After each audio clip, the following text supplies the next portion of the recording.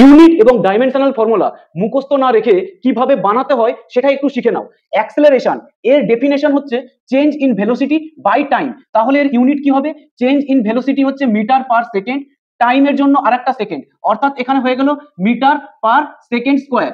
এর এবার dimensional formula কিভাবে লিখবো? ডাইমেনশনাল ফর্মুলা অর্থাৎ এম এল টি, এম এল টি দিয়ে রিপ্রেজেন্টেশনকে বলা হয় ডাইমেনশনাল ফর্মুলা। কিভাবে লিখবো? এখানে মিটার এম, এম মানে হচ্ছে এখানে মাস, মাস কিন্তু এর মধ্যে একটাও নেই, তাই এম হয়ে যাবে 0।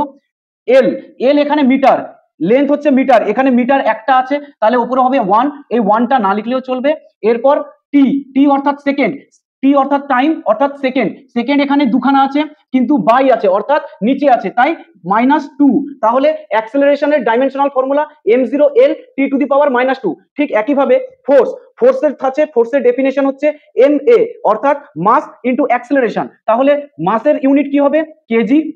আর অ্যাক্সেলারেশনের কি হবে? অ্যাক্সেলারেশন একটু আগে জানলাম মিটার পার সেকেন্ড স্কোয়ার, তাহলে মিটার পার সেকেন্ড স্কোয়ার। তাহলে ফোর্সের ইউনিট হয়ে গেল kg metre per second square. এর ডাইমেনশনাল ফর্মুলা কি হবে?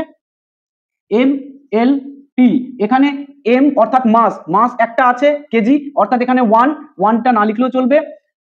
তারপরে আছে এম মিটার অর্থাৎ লেন্থ, লেন্থেও তাহলে একটা পেয়েছি যেটা না লিখলেও চলবে। আর তারপর আছে টি মানে টাইম, টাইম অর্থাৎ সেকেন্ড, এখানে টি আছে দুটো কিন্তু বাই অর্থাৎ নিচে, তাহলে -2।